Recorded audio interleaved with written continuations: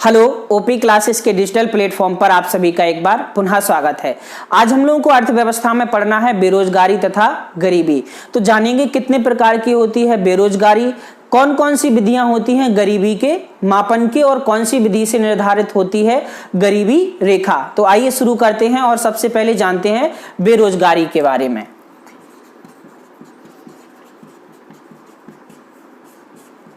बेरोजगारी अगर देखा जाए तो वर्तमान समय की सबसे बड़ी समस्या है। तो परिभाषा की अगर बात की जाए तो इसमें हम लोग लिख सकते, यदि कोई व्यक्ति, कौन सा व्यक्ति, या फिर ऐसा लिख सकते कि यदि कोई शारीरिक और मानसिक रूप से स्वस्थ व्यक्ति कार्य करने का इच्छुक हो फिर भी उसे कार्य ना मिले तो इस स्थिति को हम लोग बेरोजगारी कहते हैं।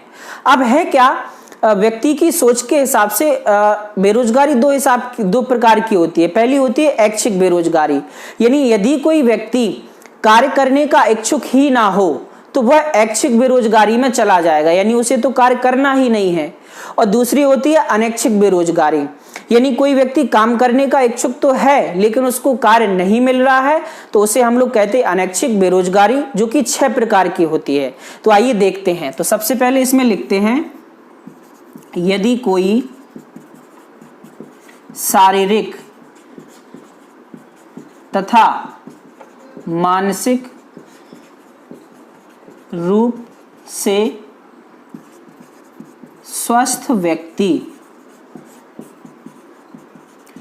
कार्य करने का इच्छुक हो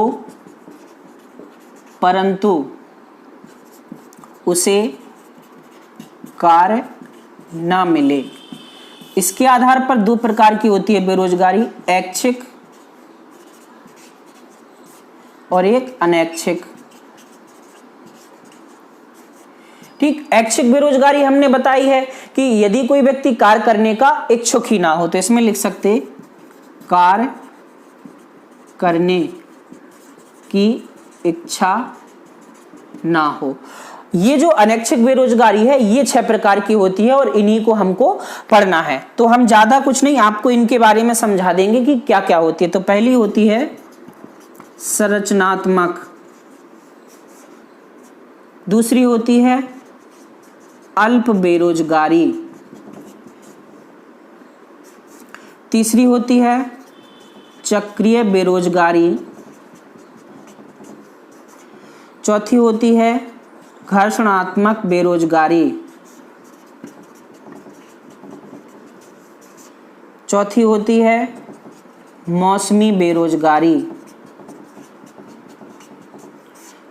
1 2 3 4 5, छठवीं होती है आपकी संरचनात्मक, अल्प, चक्रीय, घर्षण, मौसमी, प्रच्छन्न या छिपी बेरोजगारी। इसके अलावा एक बेरोजगारी का हम लोग सामना कर रहा है जिसको हम लोग कह सकते हैं शिक्षित बेरोजगारी। ठीक, हम लोग शिक्षित बेरोजगार ही तो हैं। यहाँ पे देखिए, तो एक एक करके हम इनके बारे में आपको बताते हैं। जो हम समझाएंगे आप उसको नोट के रूप में लिख लेना। ठीक, ज्यादा हम यहाँ पे लिख के नहीं बता रहे हैं आपको। पहली है आपकी संरचनात्मक बेरोजगारी। इसका मतलब है किसी स्थान विशेष की संरचना के कारण वहां उस स्थान या क्षेत्र में जो बेरोजगारी उत्पन्न हो जाती है उसको हम लोग संरचनात्मक बेरोजगारी कहते हैं। जैसे बुंदेलखंड का क्षेत्र ले लीजिए आप लोग, तो बुंदेलखंड के क्षेत्र में उसकी जो बुंदेलखंड की जो स्थिति है उसी के कारण तो बेरोजगारी है। जैसे वहां पर अगर कृषि की बात की जाए तो कृषि के लिए पर्याप्त आपकी वर्षा का ना होना और भी बहुत सारे रीजन हैं जिसकी वजह से आपकी बुंदेलखंड में क्या है, बेरोजगारी। तो इसमें हम लोग लिख सकते हैं स्थान विशेष के कारण उत्पन्न बेरोजगारी आपकी क्या कहलाती है, संरचनात्मक बेरोजगारी। तो समझ में आई। दूसरी है आपकी अल्प बेरोजगारी। अल्प बेरोजगारी का मतलब होता है यदि कोई व्यक्ति प्रचलित दरों से कम में भी काम करने को तैयार हो जाए और फिर भी उसे रोजगार ना मिले। जैसे हम लोग अपनी बात करें, जैसे बहुत से लोग हम लोगों में से क्या है बीएड कर लेते हैं, लेकिन उनको जरूरी थोड़ी ना है कि हर बीएड करने वाला ही आपका क्या है टीचर बन जाए। ये दुर्भाग्य है हम लोगों के यहाँ की जो पॉलिसियां हैं, जो सरकार की नीतियां हैं, जिसकी वजह से अच्छे अच्छे लोग भी रोजगार से वंचित रह जाते हैं। तो अल्प बेरोजगारी का मतलब है कोई बीएड डिग्री धारक अगर 1000, 1200 या 2000, 2500 में भी पढ़ाने को तैयार रहता है, फिर भी उसे रोजगार नहीं मिलता, तो उसको हम लोग क्या कहते हैं, अल्प बेरोजगारी। जैसे मान के चलो कोई राजमिस्त्री है, घर बनाने वाला, 1000 रुपए रेट चल रहा मार्केट में, और वो 800 रुपए में भी काम करने को तैयार है, फिर भी उसे काम ना मिले, तो उसको हम लोग क्या कहते हैं, अल्प बेरोजगारी। तो इसमें हम लोग लिख सकते प्रचलित दरों से कम पर भी काम ना मिले। ठीक। तीसरी है चक्रीय बेरोजगारी। चक्रीय बेरोजगारी का मतलब होता है किसी भी प्रकार के व्यवसाय में मंदी का एक दौर आता है और उस मंदी के उस दौर के दौरान बहुत से लोग बेरोजगार हो जाते हैं। इसका एक सीधा सा उदाहरण हम आपको बताते हैं।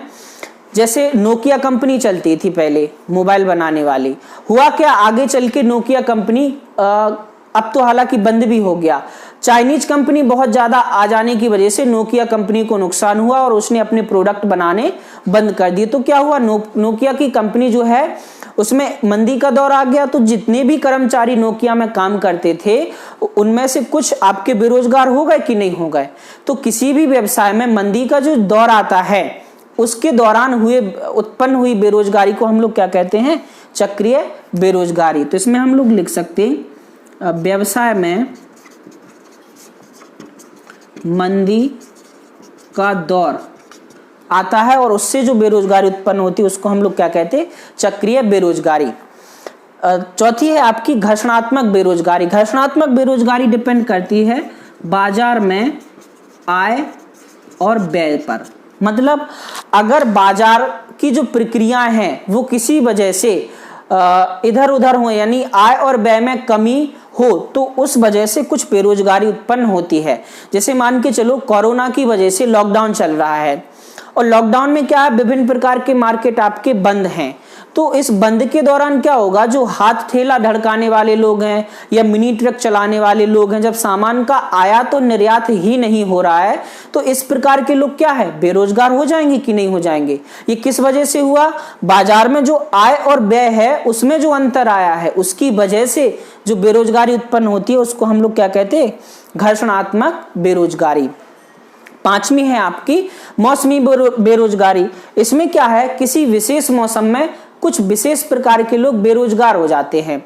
जैसे गर्मियों में कुल्फी और आइसक्रीम बेचने वाले लोग सर्दियों में जाके बेरोजगार हो जाते हैं, या फिर सर्दियों में रजाई बनाने वाले लोग बेरोजगार हो जाते हैं गर्मियों में आके।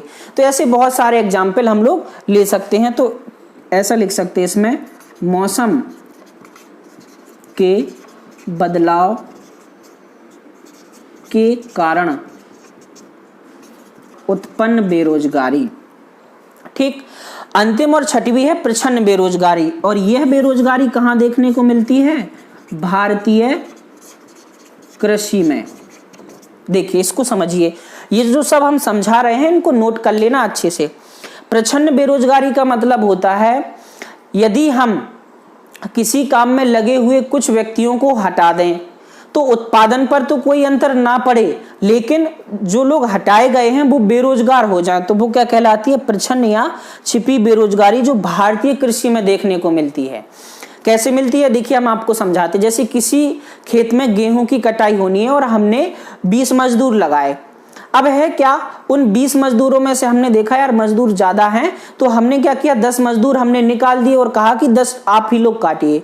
तो है क्या, जो 20 मजदूर जिस खेत को काट रहे थे उस खेत को 10 मजदूर भी तो काट देंगे, हालांकि समय का अंतर हो जाएगा, 20 मजदूर थोड़ा जल्दी काट देंगे और 10 मजदूर थोड़ा देर में, लेकिन उत्पादन में तो कोई अंतर नहीं आया। जितना गेहूं आपके 20 मजदूर काट रहे थे उतने ही गेहूं की कटाई तो आपके 10 मजदूर करेंगे। तो प्रच्छन्न बेरोजगारी में मजदूरों को हटाने पर या लोगों को हटाने पर भी उत्पादन में कोई अंतर नहीं आता है, लेकिन कुछ लोग बेरोजगार हो जाते हैं और इस प्रकार की बेरोजगारी भारतीय कृषि में देखने को मिलती है, जिसको हम लोग प्रच्छन्न बेरोजगारी कहते हैं। तो ये हो गए आपके बेरोजगारी के प्रकार। अब क्या है, भारत में बेरोजगारी के मापन के लिए एक समिति आई थी, भगवती समिति 1973 में। तो आइए देखिए उसने क्या किया था। भगवती समिति ने बेरोजगारी का मापन जो है वो 3 आधार पर किया था। देखते हैं क्या क्या आधार थे उनके। अच्छा, इसके पहले हम ये और देखे ले रहे हैं कि योजना आयोग के अनुसार बेरोजगारी के लिए मानक वर्ष की परिभाषा क्या है, या क्या कहा था उसने कि कौन सा बेरोजगारी के आधार पर मानक वर्ष होता है। तो यहां पे हम लोग लिखेंगे योजना आयोग के अनुसार बेरोजगारी का मानक वर्ष। ये कब दिया था इसने? 6वीं पंचवर्षीय योजना में। ठीक, योजना आयोग ने यह कहा था कि यदि किसी व्यक्ति को वर्ष के 273 दिन 8 घंटे प्रतिदिन के हिसाब से काम ना मिले तो वह व्यक्ति बेरोजगार कहलाएगा, और उसी को हम लोग क्या कहते हैं? बेरोजगारी का मानक वर्ष। तो इन्होंने क्या कहा था? 273 दिन एक वर्ष में 8 घंटे प्रतिदिन के हिसाब से काम ना मिले तो व्यक्ति क्या हो जाएगा? बेरोजगार। ठीक, तो ये होता जो कि 6वीं पंचवर्षीय। प्रश्न कई बार पूछा गया कि बेरोजगारी से संबंधित मानक वर्ष की बात योजना आयोग ने कब की थी? तो 6वीं पंचवर्षीय योजना के दौरान। अब क्या है? बेरोजगारी का मापन किसने किया था? भगवती समिति 1973। इसने 3 प्रकार की बेरोजगारी बताई थी। एक बताई थी दीर्घकालिक, एक बताई थी आपकी साप्ताहिक, और एक बताई थी आपकी दैनिक। ठीक, दीर्घकालिक में इन्होंने कहा था कि यदि किसी व्यक्ति को वर्ष के 183 दिन में 8 घंटे प्रतिदिन के हिसाब से काम ना मिले तो वो दीर्घकालिक बेरोजगारी कहलाती है। साप्ताहिक बेरोजगारी का मतलब है यदि किसी व्यक्ति को सप्ताह के 7 दिनों में एक दिन में 8 घंटे भी काम ना मिले तो उसे हम लोग साप्ताहिक बेरोजगारी कहते हैं। दैनिक बेरोजगारी में था यदि किसी व्यक्ति को एक दिन के 12 घंटे के 4 घंटे का, यानी 12 घंटों में 4 घंटे का काम भी ना मिले तो उसे हम लोग क्या कहते हैं? दैनिक बेरोजगारी। तो दीर्घकालिक में क्या हो जाएगा? 183 दिन में 8 घंटे प्रतिदिन के हिसाब से काम ना मिले तो वो दीर्घकालिक बेरोजगारी कहलाती है। साप्ताहिक में एक सप्ताह के एक दिन में 8 घंटे काम ना मिले तो वो साप्ताहिक बेरोजगारी कहलाती है। दैनिक में एक दिन के 12 घंटों में 4 घंटे भी काम ना मिले तो इसको हम लोग क्या कहते हैं? दैनिक बेरोजगारी। तो ये थी बेरोजगारी से संबंधित कुछ बातें। हालांकि यह भारत की बहुत बड़ी समस्या है जिससे आजकल का युवा वर्ग बहुत बुरी तरीके से परेशान है। इसमें हालांकि कुछ सरकार की नीतियां भी शामिल है, उसे इस पर अच्छे से काम करना चाहिए। तो ये हो गई बेरोजगारी। अब हम लोग पढ़ेंगे गरीबी।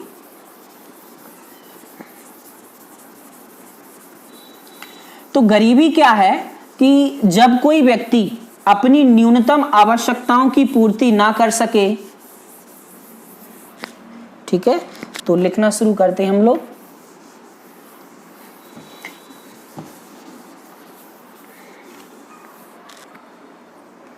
गरीबी, पॉवर्टी। तो इसमें हम लोग लिख सकते जब कोई व्यक्ति अपनी न्यूनतम आवश्यकता की पूर्ति ना कर सके तो गरीबी कहलाती है। और गरीबी अगर देखा जाए तो 2 प्रकार की होती है। एक होती है आपकी सापेक्षिक गरीबी और एक होती है निरपेक्ष गरीबी। तो यहां से हम लोग लिख सकते सापेक्षिक प्रतिमान या गरीबी। हालांकि सापेक्षिक या प्रतिमान गरीबी भारत में देखने को नहीं मिलती, यह विकसित देशों में देखने को मिलती है। तो पहले हम इसी के बारे में जाने ले रहे हैं। यहां पे लिख सकते हैं हम लोग विकसित देशों में।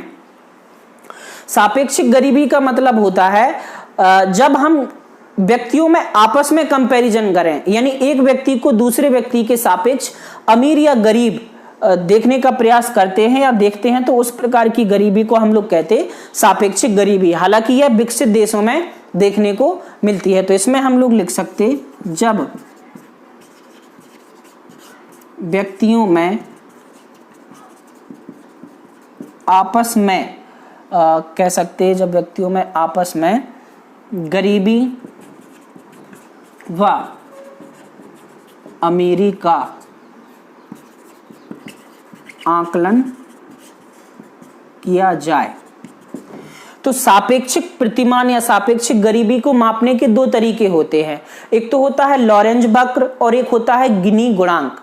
लॉरेंज वक्र दिया था 1905 में, ठीक, किसने दिया था? आपके मैक्स लॉरेंज ने। और गिनी गुणांक दिया था 1912 में।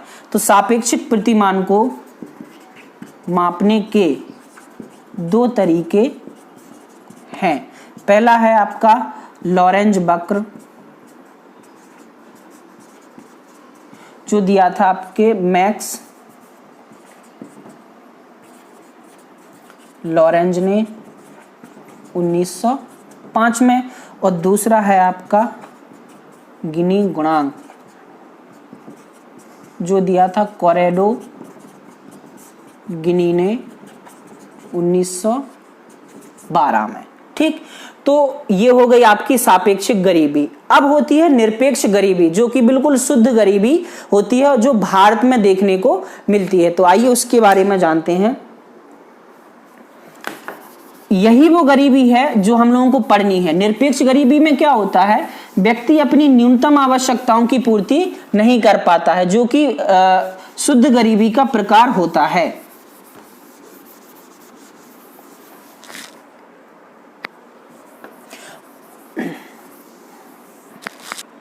इसको हम लोग लिख सकते निरपेक्ष प्रतिमान या गरीबी। इसी को हम लोग बोलते शुद्ध गरीबी। ठीक, इसमें हम लोग लिख सकते जब कोई व्यक्ति रोटी, कपड़ा तथा मकान की भी पूर्ति न कर सके, तो इसे शुद्ध गरीबी कहते हैं। ठीक, शुद्ध गरीबी का जो सबसे पहला जो आपका कह सकते कि प्रयोग है, वो आपका किया था आर वाइड ने। किसने?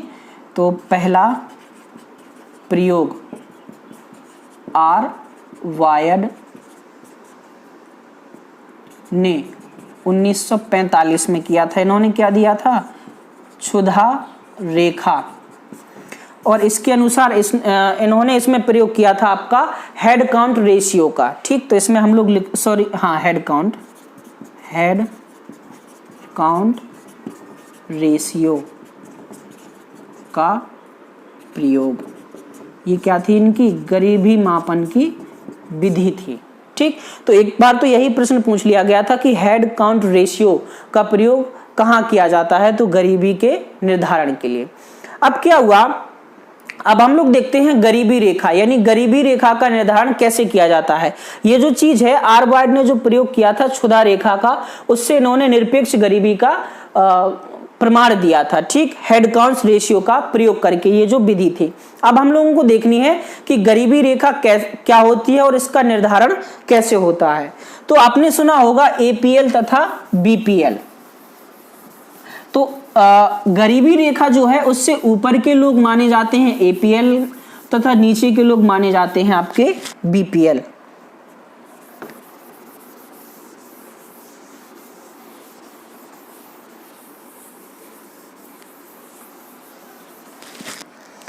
ठीक, यहां पे हम लोग लिख सकते गरीबी रेखा का निर्धारण। ठीक, गरीबी रेखा मान के चलो ये गरीबी रेखा है आपकी। अभी हम इसका निर्धारण के तरीके बताते कि किस किसने कौन कौन सी विधियां दी। तो इसके ऊपर आता है APL तथा इसके नीचे आता है BPL। इसको बोलते एबव पॉवर्टी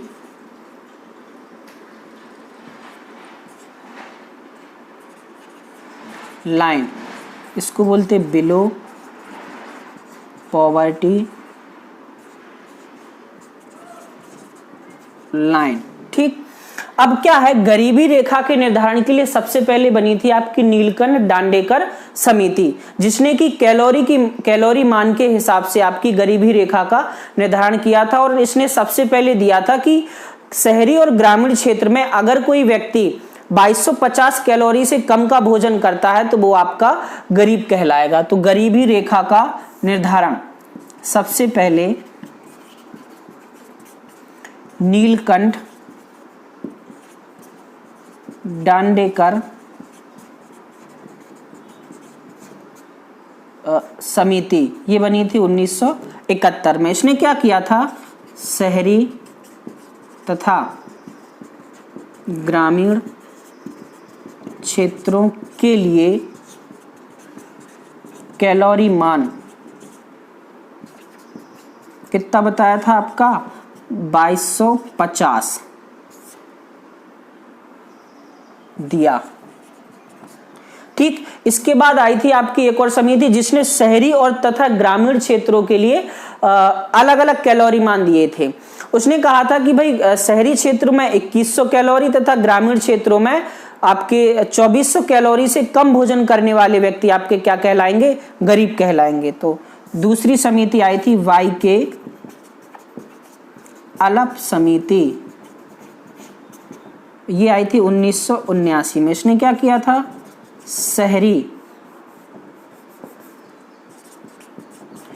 शहरी क्षेत्रों में 2100 कैलोरी तथा ग्रामीण क्षेत्र में 2400 कैलोरी। ठीक, तो YK अलप समिति ने यह बताया था कि यदि कोई व्यक्ति शहरी क्षेत्र में 2100 कैलोरी से कम भोजन कर रहा तथा ग्रामीण क्षेत्र में 2200 कैलोरी से कम भोजन कर रहा है तो वो आपका गरीब कहलाएगा।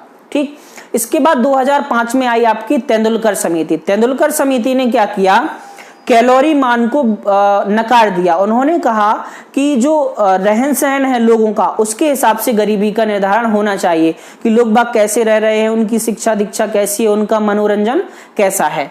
तो आगे हम लोग देख सकते 2005 तेंदुलकर समिति, इसने क्या किया था, कैलोरी मान को नकार दिया और इसने क्या दिया था, लोगों के जीवन निर्वाह का तरीका। ठीक, इसके तहत इसने दिया था कास्ट ऑफ लिविंग इंडेक्स। अच्छा, इसको ऊपर लिखे दे रहा है, ये ज्यादा नीचे आ जाएगा, यहां लिखे दे रहे हैं। गरीबी रेखा के निर्धारण के लिए 2005 में तेंदुलकर समिति इसने दिया था कास्ट ऑफ लिविंग इंडेक्स, जिसके तहत इन्होंने ये बताया था कि लोगों का रहन सहन ही उसकी गरीबी का मापक होगा। इसी तेंदुलकर समिति की सिफारिश को आगे चल के खारिज किया था आपकी रंगराजन समिति ने, जो कि 2012 में आई थी। तो आइए देखते हैं।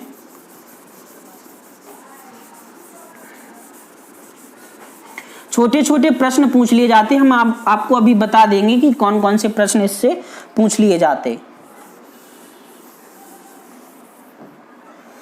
2012 में आई रंगराजन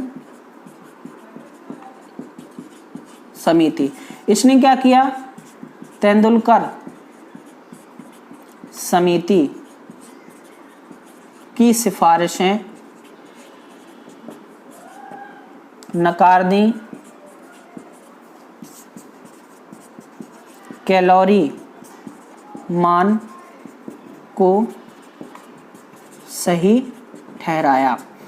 एक व्यक्ति और थे प्रोफेसर लकड़ावाला। तो प्रोफेसर लकड़ावाला ने भी ये कैलोरी मान को नकारा था। उन्होंने ये कहा था कि प्रत्येक राज्य का कैलोरी मान अलग अलग होगा। कहीं पर व्यक्ति ज्यादा मेहनती रहते तो ज्यादा भोजन करेंगे और कहीं पर व्यक्ति कम मेहनती रहते शहरी क्षेत्रों में तो इस वजह से प्रोफेसर लकड़ावाला ने ये कहा था कि अगर कैलोरी मान को लेंगे तो राज्यों के अनुसार कुल 32 से 35 तीलियों का निर्धारण किया था। इन्होंने तीलियां बनाई थी विशेष प्रकार की। ठीक, तो ये हो गए हमारी गरीबी रेखा के निर्धारण। वर्तमान समय में अगर देखा जाए तो सबसे ज्यादा गरीबों की संख्या